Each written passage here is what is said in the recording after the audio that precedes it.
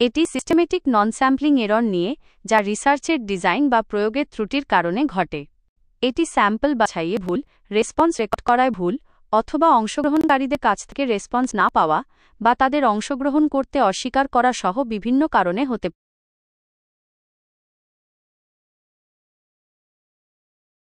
এই ধরনের এরর সাধারণত তখনই হয় যখন কিছু অংশগ্রহণকারী যোগাযোগ এড়িয়ে যায় বা অংশগ্রহণ করতে রাজি হয় না।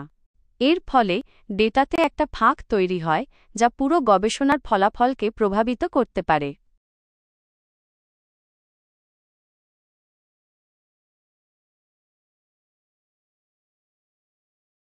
ছবিতে সিস্টেমেটিক নন স্যাম্পলিং এরর দেখানো হচ্ছে।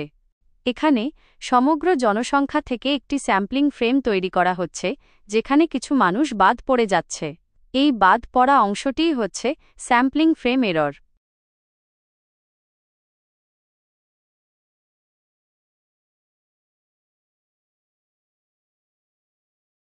ছবিতে স্যাম্পলিং ফ্রেম এরর দেখানো হয়েছে।